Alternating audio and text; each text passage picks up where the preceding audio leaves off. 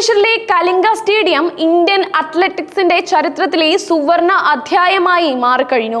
World athletics Inter continental ചാമ്പ്യൻഷിപ്പിന് ആതിഥേയത്വം വഹിച്ച ഈ സ്റ്റേഡിയത്തിൽ ഇന്ത്യൻ താരങ്ങൾ നടത്തിയ പ്രകടനങ്ങൾ ലോക ശ്രദ്ധ ആകർഷിച്ചു. കേരളത്തിൽ നിന്നുള്ള യുവതാരങ്ങൾ ഉൾപ്പെടെയുള്ളവർ മെഡൽ നേട്ടങ്ങളിൽ മുന്നിട്ട് നിന്നപ്പോൾ ദേശീയ കായിക ഭൂപടത്തിൽ കേരളം വീണ്ടും അഭിമാനമുയർത്തി. പുരുഷ വിഭാഗം ലോങ് ജമ്പിൽ പ്രതീക്ഷകൾ കാത്തു സൂക്ഷിച്ച് മലയാളി താരം എം ശ്രീശങ്കർ സ്വർണം നേടി. 8.13 മീറ്റർ എന്ന മികച്ച ദൂരത്തേക്ക് ചാടിയാണ് ശ്രീശങ്കർ വിജയം സ്വന്തമാക്കിയത്. മത്സരം അവസാന ലാപ്പിലേക്ക് നീങ്ങിയപ്പോൾ മാത്രമാണ് ശ്രീശങ്കർ ഈ ദൂരം കണ്ടെത്തിയത്. ആദ്യ ശ്രമങ്ങളിൽ ചില പിഴവുകളും പ്രതീക്ഷിച്ചതിലും കുറഞ്ഞ ദൂരങ്ങളുമായിരുന്നു ശ്രീശങ്കറിന് ലഭിച്ചത്. ആദ്യ ശ്രമം ഫൗളായപ്പോൾ രണ്ടാമത്തെയും മൂന്നാമത്തെയും ശ്രമങ്ങൾ 7.92 മീറ്ററും 7.95 മീറ്ററുമാണ് നേടിയത്. എന്നാൽ ആറാമത്തെയും അവസാനത്തെയും ശ്രമത്തിൽ തന്റെ കഴിവിന്റെ പരമാവധി പുറത്തെടുത്ത് അദ്ദേഹം സുവർണ മെഡൽ ഉറപ്പിച്ചു.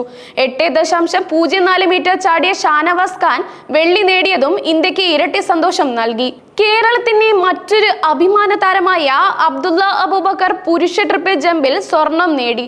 16.53 മീറ്റർ എന്ന മികച്ച ദൂരത്തിലേക്കാണ് അബ്ദുള്ള ചാടിയത്. തന്റെ മൂന്നാം ശ്രമത്തിലാണ് അബ്ദുള്ള ഈ പ്രകടനം കാഴ്ചവെച്ചത്. ഈയിടെയായി ട്രിപ്പിൾ ജമ്പിൽ മികച്ച പ്രകടനങ്ങൾ കാഴ്ചവെച്ചു വരുന്ന അബ്ദുള്ള ഈ നേട്ടത്തിലൂടെ തന്റെ കഴിവിനെ വീണ്ടും ഉറപ്പിക്കുകയാണ്. 16.42 മീറ്റർ ചാടിയ കാർത്തിക് ഉണ്ണികൃഷ്ണൻ വെള്ളി മെഡൽ നേടി.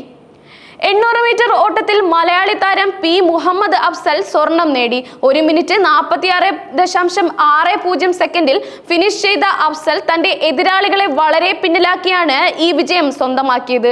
മഹാരാഷ്ട്രക്കാരനായ പ്രകാശ് ഗഡാഡെ രണ്ടാമതെത്തി.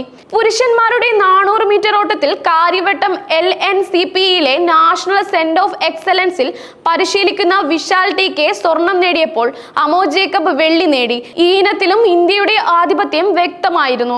200 മീറ്ററിൽ കൊറിയൻ താരത്തെ മറികടന്ന് ഇന്ത്യയുടെ അനിമേഷ് കുജൂറും സ്വർണം നേടി.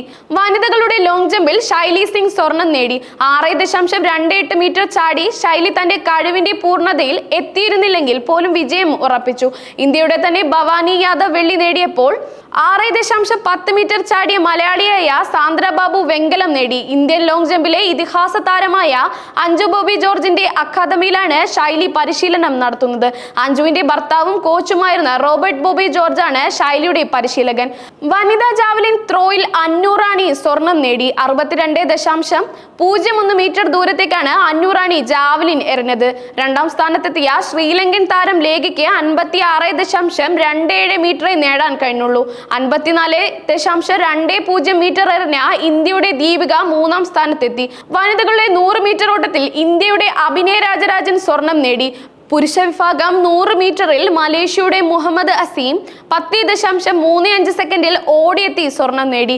ഈ ചാമ്പ്യൻഷിപ്പിൽ ഇന്ത്യയുടെ മൊത്തത്തിലുള്ള പ്രകടനം മികച്ചതായിരുന്നു. യുവതാരങ്ങളുടെ ഉജ്ജ്വല പ്രകടനങ്ങൾ ഇന്ത്യൻ അത്ലറ്റിക്സിന്റെ ഭാവി ശോഭനമാണെന്നതിന്റെ സൂചന നൽകുന്നു. പ്രത്യേകിച്ചും മലയാളികളായ കായിക താരങ്ങൾ പല ഇനങ്ങളിലും നടത്തിയ മികച്ച പ്രകടനങ്ങൾ കേരളത്തിന്റെ കായിക മേഖലയ്ക്ക് വലിയ പ്രചോദനമാണ്.